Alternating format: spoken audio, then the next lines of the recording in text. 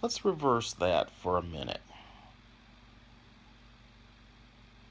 Let's say that Holdo was a male and Poe Dameron was female.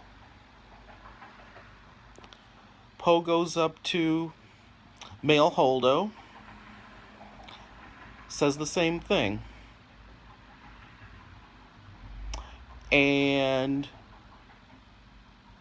male Holdo condescends and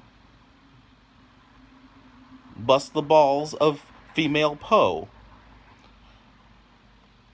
basically saying that, reminding Poe that she was demoted for an earlier mission that was actually successful.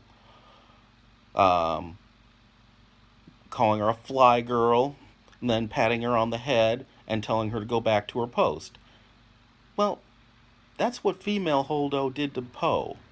Now, if the roles had been reversed, how many people would be up in arms and saying that male Holdo was such an asshole for acting that way? Poe's request was not unreasonable. Again, he is the commander of the Resistance Starfighter fleet. So, yeah, it kind of stands to reason he'd want to know what was going on. He didn't challenge her authority, he just wanted to know the plan.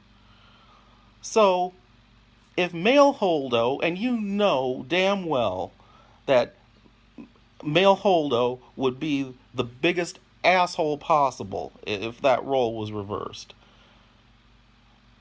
If male Holdo would have been an asshole, then female Holdo is just as big of an asshole. Why does she get a pass simply because she's female?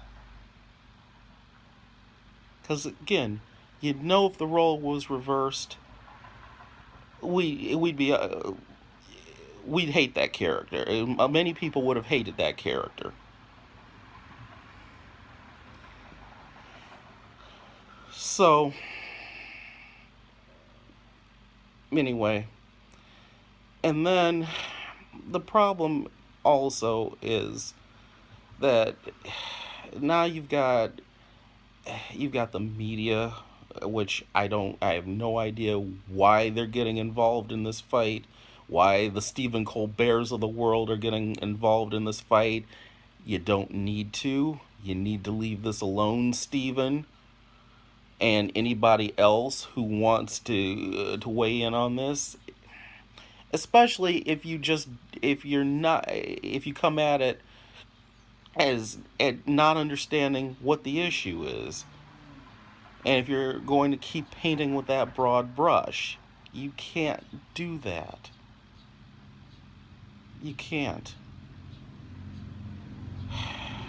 Because what you're doing,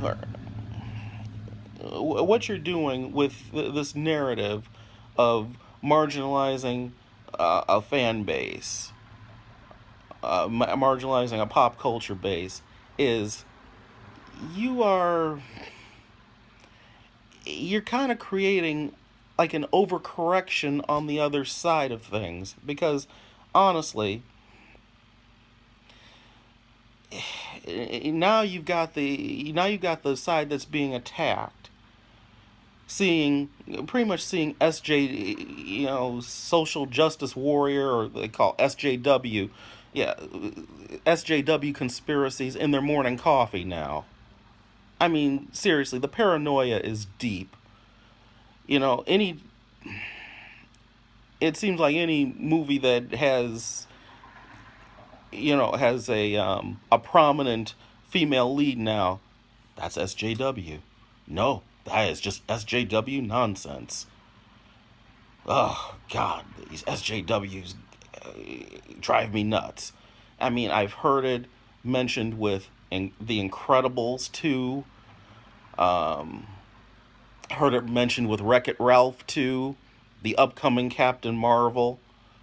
Although, to be fair, Brie Larson really isn't really making that any easier. But I'll get to that later. And it's like, dude, everything is not a conspiracy. Now let's take Incredibles 2. I have not seen that movie yet. I intend to this Tuesday.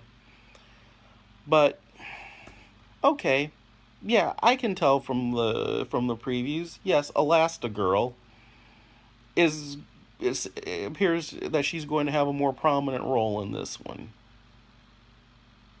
Okay, fine. So what? She was a good character in the first Incredibles, and we don't know what the tone of that story. I don't know what the tone of that story is yet, so I can't say that they are virtue signaling. That's another big thing right now. Big keyword right now. Virtue signaling. I can't say whether or not Pixar is virtue signaling here. I don't know in what context that Elastigirl is going to have a more prominent role. If this is going to be a parody, or if it's just a story. You gotta write these stories about something, right? So as long as it's not preachy, as long as it